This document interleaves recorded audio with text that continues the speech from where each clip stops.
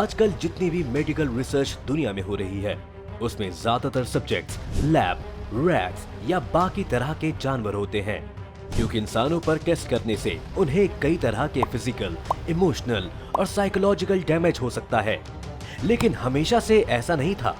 बहुत से साइंटिस्ट ने या तो छुपकर या फिर सरकार के सपोर्ट के साथ इंसानों के साथ ऐसे एक्सपेरिमेंट किए हैं जो शायद उनके साथ नर्क में भी ना किए जाएं।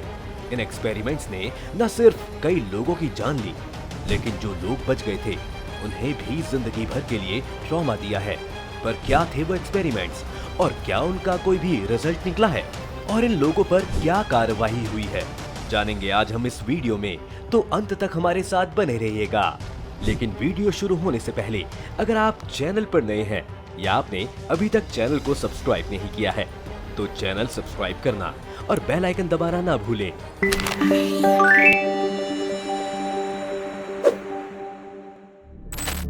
Number 1, unit 731।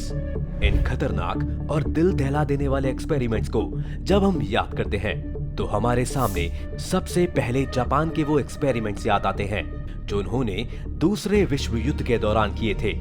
ये वो समय था जब चीन पर जापान का शासन था और चीन में मंचूरिया में जापान ने एक्सपेरिमेंट्स की नींव रखी, जिन्हें यूनिट 731 के कोड नाम से जाना जाने लगा। वैसे तो 1925 की जेनेवा कन्वेंशन के मुताबिक बायोलॉजिकल वेपन्स जैसे वायरसेस और बाकी बीमारियों का इस्तेमाल करना जंग में बैन है, लेकिन जापान को इस वक्त रूल्स की कहां पड़ी थी। उसे तो बस ये युद्ध जीतना था। इसलिए उस वक्त के चीनी नागरिकों पर जापान ने कई तरह के वायरसेस और बैक्टीरिया को टेस्ट किया। इन्हें कोलेरा, बुबोनिक प्लेग और साइफल्स जैसी कई बीमारियां जानबूझकर दी गई ताकि ये देखा जा सके कि इंसान के शरीर पर इनका क्या इफेक्ट पड़ेगा और क्या इन बीमारियों को बॉम्ब्स की तरह लोगों पर गिराया जा सकेगा। इन लोगों के शरीर और उनके दिमाग को काट कर देखा जाता था और ये करते हुए इन्हें कोई एनेस्थीसिया नहीं दिया जाता था, क्योंकि जापानी साइंटिस्ट का मानना था कि इससे रिसर्च पर असर पड़ सकता है। जापान की कई सीक्रेट फाइल्स में ऐसे प्रकरण भी मिलते हैं जिसमें जापान ने कई सारे चीनी गांव और नदियों में जानबूझकर ये बीमारियां फैलाई और पूरे के पूरे गांव इन बीमारियों से ग्रस्त हो गए। कहते हैं इन एक्सपेरिमेंट्स के दौरान लगभग 2.5 लाख लोगों की मौत हुई थी, लेकिन इसके लिए जापानी सरकार को कभी पनिश नहीं किया गया और 1980 तक तो जापान ने इन एक्सपेरिमेंट्स की जिम्मेदारी लेने से भी मना कर दिया था। Number 2, CIA mind control experiments. अगर जापान के एक्सपेरिमेंट्स को सुनकर आप हैरान हैं, तो अमेरिका की खुफिया एजेंसी CIA भी एक्सपेरिमेंट्स के मामले में कम नहीं है। कोल्ड वॉर के दौरान जब अमेरिका रूस में अपने एजेंट्स तैनात कर रहा था तो उसे सबसे ज्यादा इस बात का डर था कि ये एजेंट्स पकड़े जाने पर उनके सीक्रेट्स रशियंस को बता सकते हैं, जिस वजह से CIA ने माइंड कंट्रोल टेक्निक्स पर काम करना शुरू किया, जिससे कि एजेंट्स CIA के अलावा किसी की ना सुने और एक तरह से उनके गुलाम हो जाएं, जिसे अपने लिए सोचने का कोई अधिकार नहीं है। इस प्रोजेक्ट को MK अल्ट्रा के कोड नेम से जाना जाता था और इसकी लीक्ड फाइल्स में बहुत ही शॉकिंग जानकारियां सामने आई। इन फाइल्स के मुताबिक CIA इन एजेंट्स को कंट्रोल करने के लिए ड्रग्स का इस्तेमाल कर रहा था। वो इन्हें LSD, PCP और बारबिट्यूरेट्स जैसे अलग अलग ड्रग्स देकर इनके बिहेवियर को कंट्रोल करने की कोशिश कर रहे थे। साथ ही कई बार उन्हें हिप्नोटाइज करने की भी कोशिश की गई। इस बारे में सबसे शॉकिंग बात ये थी कि CIA जिन लोगों पर ये टेस्ट कर रहा था उन्हें कभी बताया ही नहीं जाता था कि उनके साथ क्या होने वाला है। CIA के इन एक्सपेरिमेंट्स के लिए कई सारे सब्जेक्ट्स को अलग अलग यूनिवर्सिटीज से लाया जाता था और कई बार तो मिलिट्री के जवानों के साथ भी ये एक्सपेरिमेंट्स किए जाते थे। एक रिपोर्ट के मुताबिक करीब 7,000 मिलिट्री के जवानों पर ये एक्सपेरिमेंट्स किए गए। इन एक्सपेरिमेंट्स को CIA ने 20 साल तक किया और इसमें लगभग 150 करोड़ का खर्च आया। इस एक्सपेरिमेंट्स की न्यूज जैसे ही लीक होने लगी तो 1973 में CIA ने इसके लगभग सभी डॉक्यूमेंट्स जला दिए और आज तक किसी को नहीं पता कि इन एक्सपेरिमेंट्स का रिजल्ट क्या रहा। Number 3, Nazi medical camps. दूसरे विश्व युद्ध के दौरान सिर्फ जापान ही नहीं बल्कि जर्मनी का हिटलर भी इंसानों पर टेस्ट करने के लिए बदनाम था और क्योंकि हिटलर ने लगभग सभी यहूदियों को कंसंट्रेशन कैंप्स में डाल दिया था, इसलिए जर्मन साइंटिस्ट के पास बहुत से सब्जेक्ट आ गए थे जिन पर वो ये एक्सपेरिमेंट्स कर सकते थे। इन कैंप्स के बाहर सिर्फ चीखें ही सुनाई देती थी, क्योंकि अंदर जो हो रहा था वो बहुत डरावना था।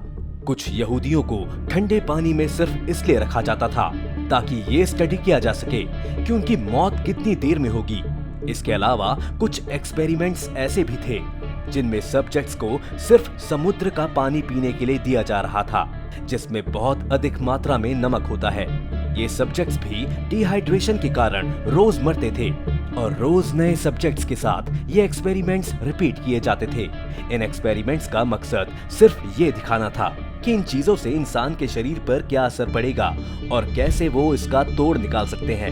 इन टेस्ट्स के अलावा कई बार यहूदी प्रिजनर्स को जानबूझकर जख्म दिए जाते थे और फिर उन जख्मों के थ्रू उनके शरीर में कई तरह की बीमारियां भेजी जाती थी। इसके अलावा जहर और बाकी इन्फेक्शंस के साथ किए जाने वाले एक्सपेरिमेंट्स भी इन कैंप्स की रियलिटी थी। ट्यूबरक्लोसिस से लेकर मलेरिया तक हर एक बीमारी को इनके शरीर में इंजेक्ट करके स्टडी किया जाता था। जब जर्मनी दूसरा विश्व युद्ध हार गया तो इन एक्सपेरिमेंट्स में मौजूद ज्यादातर साइंटिस्ट को कोर्ट ने या तो उम्र कैद दे दी या इनकी मौत का फैसला सुना दिया। Number 4, south African experiments. दोस्तों, नेल्सन मंडेला के पहले का साउथ अफ्रीका एक बहुत अलग जगह थी। यहाँ पर भारत की तरह अंग्रेजों ने कई साल शासन किया था और यहाँ के ब्लैक लोगों को एक सेकंड क्लास सिटीजन बना दिया था। ये प्रथा आगे भी चलती रही, जिन्हें रंग भेद कहा जाता है। लेकिन साउथ अफ्रीका की सरकार सिर्फ रंग भेद पर ही नहीं रुकी, उन्हें अपने देश में रह रहे समलैंगिक लोगों से भी दिक्कत थी, जिस वजह से सरकार ने होमोसेक्सुअलिटी को एक बीमारी घोषित कर दिया और साथ ही इसका तथाकथित इलाज भी करने की ठानी। जब दुनिया होमोसेक्सुअलिटी को एक्सेप्ट कर चुकी थी, तब भी साउथ अफ्रीका सदियों पुरानी सोच लेकर इन लोगों पर एक्सपेरिमेंट्स किए जा रहा था।